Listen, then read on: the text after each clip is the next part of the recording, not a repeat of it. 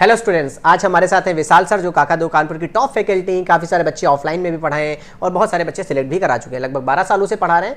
तो सर आपसे एक क्वेश्चन है। सर बहुत सारे बच्चे यहाँ कानपुर आते हैं, बहुत सारे फिजिक्स में तो बच्चे सेटिस्फाइड ही रहते हैं, बहुत सारे बच्चे अच्छा करते हैं, बट सर कुछ एवरेज स्टूडेंट होते हैं। तो सर वो कहते हैं कि मेरे सर थ्योरी तो अच्छे से लग रही, बट कुछ न्यूमेरिकल्स मेरे नहीं लगते हैं, बच्चों की प्रैक्टिस नहीं हो पाती। जैसा कि बताते हैं कि सर हम जैसे रूम पे जाते हैं तो सर हमारे क्वेश्चंस नहीं लगते हैं। जो सर वीक स्टूडेंट, तो हम आज उनके लिए बात करना चाहते हैं जो वीक स्टूडेंट्स हैं, तो उनको क्या करना चाहिए, कैसे पढ़ना चाहिए ताकि उनके जो है न्यूमेरिकल्स उनके लगे। देखिए, जो बेस्ट तरीका होता है पढ़ने का वो ये होता है कि जब आप कोचिंग से घर जाएं तो सब काम बाद में करिएगा। सबसे पहले आप जाके जो आप कोचिंग में पढ़ा है सबसे पहले रूम पे जाके आपको रिवाइज करना होता है थॉरली, बढ़िया से। उसके बाद आप जब क्वेश्चंस करने बैठते हैं तो पहले तो नोट्स बिल्कुल साथ में लेके बैठिए कि जो भी आपको पढ़ाया जा रहा है वो तुरंत आप उसको रिकमेंड कर सकें। सबसे पहला जो तरीका, जैसे वीक बच्चे हैं तो उनको क्या करना चाहिए, उनको सबसे पहले सॉल्व एग्जाम्पल लगाने चाहिए। ठीक है, सॉल्व एग्जाम्पल लगाने का फ़ायदा ये मिलता है कि हमारा फॉर्मूला कैसे अप्लाई होना है उस पर ग्रिप आती है। देखिए, हम लोग क्लास में पढ़ाते हैं तो उसमें क्वेश्चंस कराते हैं, ऐसा नहीं कि नहीं कराते। वो क्वेश्चंस सारे उनको देखने चाहिए, सॉल्व एग्जाम्पल लगाने चाहिए। जब इतना कर लें उसके बाद फिर अनसॉल्व या जो भी स्टडी मटेरियल उनके पास में है, वो अपनी कोचिंग का भी है या बाहर का है, जहाँ से भी वो अपना पढ़ रहे हैं, उस पर उनको गो थ्रू होना चाहिए। अच्छा सर, जैसे कि बहुत सारे बच्चे हैं कि अभी काका दो कानपुर में आके आरएस में पढ़ रहे होंगे, बहुत सारे बच्चे अभी घर से ही अपनी तैयारी कर रहे होंगे, तो सर उनको एक बेस्ट अच्छा परसेंटाइल बनाने के लिए कौन से चैप्टर्स अच्छे कर लेना चाहिए फिजिक्स में? देखिए, फिजिक्स में जो सबसे बड़ी यूनिट होती है वो मैकेनिक्स की होती है, क्योंकि मैकेनिक्स एक ऐसा यूनिट है जो लगभग फिजिक्स के हर यूनिट में कहीं ना कहीं पार्टिसिपेट कर रहा है जी। चाहे आप उसको वेव्स में देख लें, चाहे आप उसको मॉडर्न फिजिक्स में देख लें, चाहे आप उसको इलेक्ट्रोस्टैटिक में देख लें, तो सबसे पहले तो इस पे ग्रिप लाइए। उसके बाद जो स्कोरिंग यूनिट्स है, जैसे आपका 11th में चला जाता है एसएचएम वेव्स आता है, after that properties of matter आता है, 12th में अगर आप मूव आउट करते हैं तो आपका सबसे ज़्यादा जो स्कोरिंग होता है वो मॉडर्न फिजिक्स होता है। फिर जो बड़ी यूनिट्स होती हैं जैसे ऑप्टिक्स हो गया, आपका इलेक्ट्रोस्टैटिक हो गया, मैग्नेटिज्म हो गया, ग्रेविटेशन 11th में जो पूछा जाता है, ग्रेविटेशन से भी लगभग हर साल सवाल आते हैं। तो अगर आप इन यूनिट्स को बिल्कुल प्रॉपरली आपने सीख के रखा हुआ है तो स्कोर अच्छा आना तय है फिर आपका।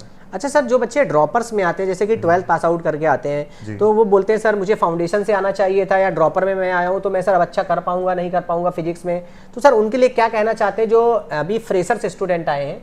तो कहीं ना कहीं मैं देखता हूँ सर बच्चों की जो फिजिक्स रहती है, जो बाहर से बच्चे आते हैं, जो थोड़ा देखिए कानपुर जो सिटी के बच्चे आते हैं सर, उनकी तो फिजिक्स थोड़ी बहुत बेटर होती है, बट सर जो बाहर से गाँव से बच्चे आ रहे हैं तो कहीं ना कहीं उनकी फिजिक्स बहुत वीक है। तो सर उनको क्या करना चाहिए कि सर फाउंडेशन से कोचिंग ज्वाइन करनी चाहिए या फिर ड्रॉपर से करनी चाहिए? देखिए, अगर बच्चा 10th पास करके आता है तो वो उसका बेस्ट टाइम होता है कोचिंग ज्वाइन करने का, क्योंकि क्या होता है कि उसको प्रॉपरली 2 साल मिलते हैं चीज़ों को सीखने के लिए। अब मान लीजिए, चाहे आप इसको जानकारी का अभाव कह लें, कुछ भी कह लें, मान लीजिए उसने 11th में कोचिंग नहीं करी, बच्चा 12th के बाद आया या 12th के साथ आता है कोचिंग करने के लिए, तो समय तो कम होता है, एक तो मेहनत ज़्यादा पड़ती है ना। दूसरा ये होता है कि जब 11th से आप सीखते हो तो हम हर चीज़ को प्रॉपर टाइम दे सकते हैं। 12th या 12th के बाद जब आप सीखते हो, एक तो अटेम्प्ट आपके पास नहीं बचेंगे, है ना, तो आपको काफ़ी जल्दी काफ़ी कम समय में फिर बहुत सारी चीज़ें करनी होती हैं। 11th से बच्चा पढ़ता है, 2 साल मिलते हैं, 11th 1 साल हो जाता है, 1 साल 12th हो जाता है, प्रॉपरली तैयार हो जाता है। 12th या 12th के बाद में क्या होगा, 1 साल मिलेगा, उसमें पूरा करना होगा 11th और 12th। मेहनत ज़्यादा लगती है, तो अगर सही समय कब है IIT JEE की तैयारी करने का, तो वो आपका क्लास 11th से ही है, मैं ये भी कहूँगा। और साथ में जो हमारे जैसे ड्रॉपर स्टूडेंट्स आते हैं, बस उनको मैं इतना ही मैसेज दूंगा कि तैयारी करने के लिए हर समय सही होता है, बस आप मन में ठान लीजिए। आपने ठान लिया कि आपको IIT की प्रिपरेशन करनी है, आपको सेलेक्ट होना है, उसके बाद ये डिसाइड करना है आपको कि मेहनत आप कर सकते हो कि नहीं। अगर आप मेहनत कर सकते हो तो आप मान के चलिए आपका सिलेक्शन हो जाएगा। बाकी तो देखिए क्या होता है कि कोई भी एग्जाम आप दो तो उसके लिए प्रॉपरली लगना तो पड़ता ही है। देखिए बच्चों, आपने देखा होगा सर फिजिक्स विशाल सर की बातों को आपने बहुत अच्छे से सुना ही होगा, तो इस चीज़ को फॉलो करिए जो सर ने चीज़ें बताई कि आपको न्यूमेरिकल्स कैसे लगाने हैं, कैसे आपको कॉन्सेप्ट को पहले पढ़ना है, कैसे रिवीजन करना, फिर आपको न्यूमेरिकल्स पे जाना, बेसिक पे। शोभित सर, मैं आपको एक बात पे इंटरप्ट कर रहा हूँ, सॉरी टू से दैट। कभी कभी मैंने देखा है बच्चों को कि जैसे चाहे फिजिक्स हो, चाहे केमिस्ट्री, चाहे मैथ हो, जैसे सब्जेक्ट या तो कभी कम समझ में आ रहा है, सवाल नहीं हो रहा है, तो बच्चे उस सब्जेक्ट से दूरी बना लेते हैं। तो दूरी मत बनाइए। अगर आपको सब्जेक्ट में प्रॉब्लम है तो उस सब्जेक्ट को और ज़्यादा आपको टाइम देना है, अपने कंसल्टिंग फैकल्टी से मिलिए, उनसे आप अपनी समस्या रखिए, उनसे बताइए कि सर हमारे सवाल नहीं हो रहे या हमको ये थ्योरी नहीं समझ में आई, आपको प्रॉपरली समझाया जाएगा। तो भागना नहीं है, लड़ना है, बस ये है। देखिए बच्चों, जो सर ने लास्ट टाइम पे बात बोली, पॉइंट की बात है। बहुत सारे बच्चे होते हैं क्या करते हैं, फिजिक्स केमिस्ट्री मैथ्स पढ़ते हैं, तीनों सब्जेक्ट, उसमें से कहीं हो सकता है आपकी मैथ वीक हो या फिजिक्स वीक हो या केमिस्ट्री वीक हो। तो आप लोग क्या करते हो, फॉर एग्जाम्पल मान लीजिए कोई भी सब्जेक्ट आपका वीक है, तो क्या करते हो आप, जो सब्जेक्ट आपको आते हैं उस पर ज़्यादा मेहनत करते हो और उस सब्जेक्ट को आप लोग छोड़ देते हो। तो जब आप लोग पेपर देने जाओगे तो उसमें क्या रहता है, जो मान लीजिए आपने केमिस्ट्री छोड़ दिया, फिजिक्स छोड़ दिया, फिर मैथ में से एक कोई सब्जेक्ट मान लीजिए, जो भी सब्जेक्ट आपने छोड़ दिया, अब आप उसमें अच्छा नहीं कर रहे हो टेस्ट पेपर में, या फिर आपने एग्जाम में अच्छा नहीं किया। जब आप एग्जाम में अच्छा नहीं करोगे तो कहीं ना कहीं आपका परसेंटाइल डाउन होगा।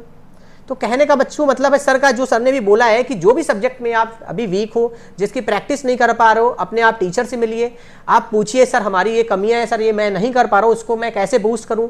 देखिए बच्चों, तीनों सब्जेक्ट से एक अच्छी रैंक बनती है। आप 2 सब्जेक्ट को पढ़ोगे तो आप सिलेक्ट होगे। तो अब आपको ये तय करना है कि आपको रैंक लानी है या फिर आपको सिलेक्शन लेना है। जब आप रैंक लाओगे तो एक आपको अच्छा कॉलेज मिलेगा, आपकी फीस में भी काफ़ी सारी कमी होगी, कम फीस पड़ेगी। जब आप ज़्यादा जब आपको कोई प्राइवेट कॉलेज मिलेगा तो आपका ज़्यादा पैसा पड़ेगा।